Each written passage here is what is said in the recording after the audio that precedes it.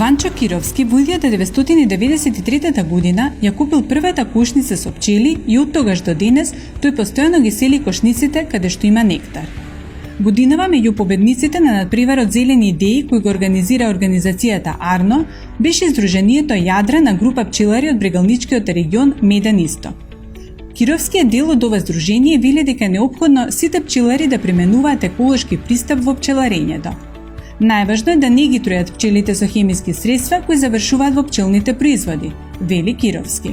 Ние како здружение на пчелари Јадрена пчеларска група од брегалничкиот регион аплициравме на тој проект со Зелени идеи. Нашата Зелена идеја имаше наслов пријатели на пчелите.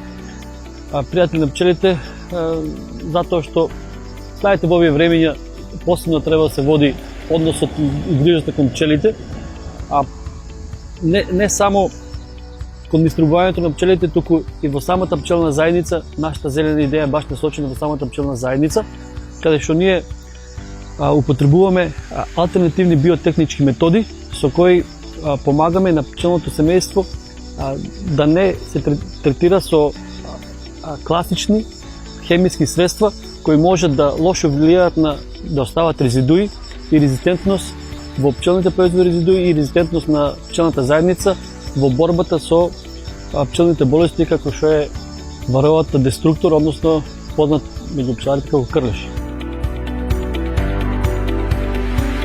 Нашата идеја е да бидеме пријатели на пчелите, вели Ванчо. Обстанокот на човештвото е поврзан со обстанокот на пчелите. Ние зависиме директно од пчелите. Тие се важни за опрашувањето, за исхраната, за имунитетот на човекот.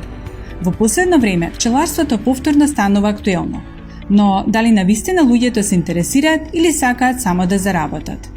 Знаеме дека пчелата настанала пред човекот и дека треба да не губаме и нормално е дека треба да се зголема бројот на пчеларите.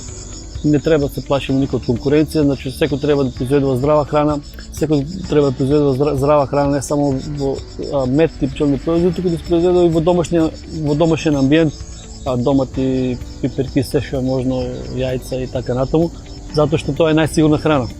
Тоа што пчелата сама ќе го произведе, а ние ќе го донесеме до трапезата, тоа е природен мед и тоа е најдобар, вели Ванчо. Значи исто тие, јас многу пати го кажувам, тоа е само со најдобро е со искуство, со конзумирање на мед, вие ќе го препознаете природниот од фалсификуваниот мед, прво по мирис, по боја, по вкус. Меѓутоа, сепак најдобра е анализата во лабораторија за да се докаже кој мед е вистински природен. Најважно да биде човек чесен, да ги сака пчелите, да развива љубовта кон пчелите, да ги дава на потрошувачите квалитетни пчелни производи и со тоа мислам дека тој однос треба да биде и во општеството и во пчеларството, да биде во таа релација. Пола за мене, пола за пчелите. Беше мотото на филмот Медена земја, каде што во фокусот беше Атидже, последната жена која одгледува диви пчели во Македонија.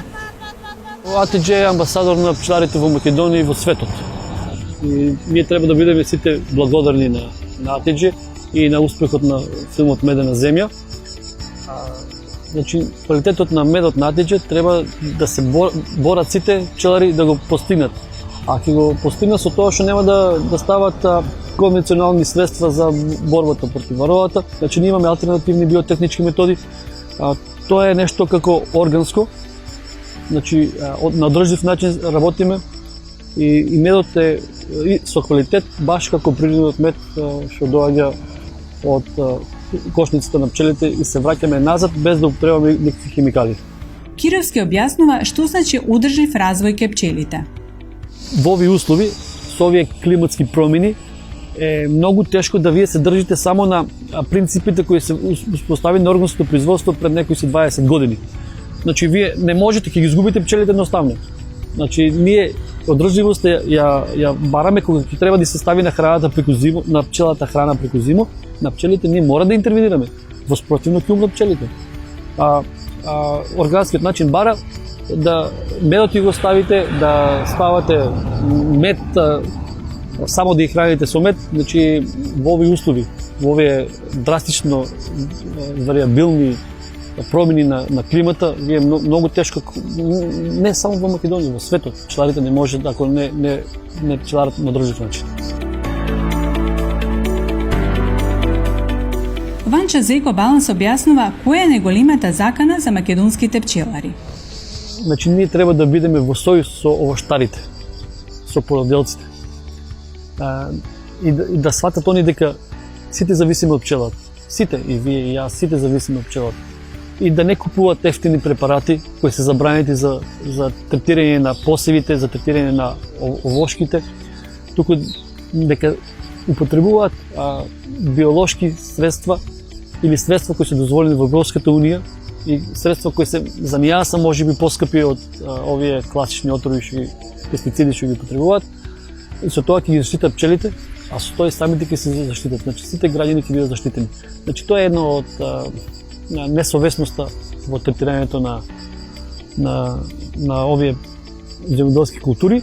Кировски работил и на тригодишно истражување врз пчелните семејства.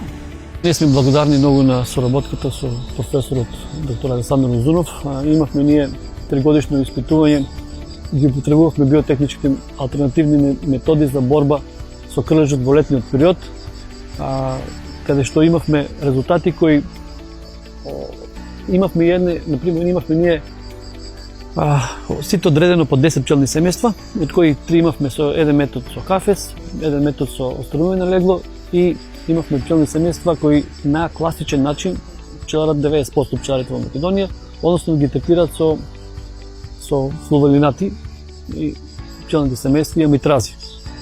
И ние кога направивме испитување на медот и на резидуите, кога направивме после 3 години анализи, видовме дека нема отстапување во јачината на пчелните семејства, во количините на произведен мед, во однос на алтернативните биотехнички методи што ние применуваме.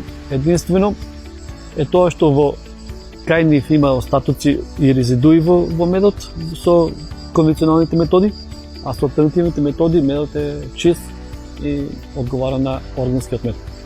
Членовите на Сдруженијето мора да произведуваат мед по природен пат, но никој не сме да употребува хемиски средства и антибиотици кои се многу штетни во третирање на пчелните семејства. Секој кој сака да се приклучи на Сдруженијето мора да помине сертифицирана обука одобрена од Министерството за образование. Тоа е добар начин пчеларите почетници да не лутаат, смета Кировски. Методите не се многу тешки, но мора да се работи, порачува искусниот пчелар Ванчо.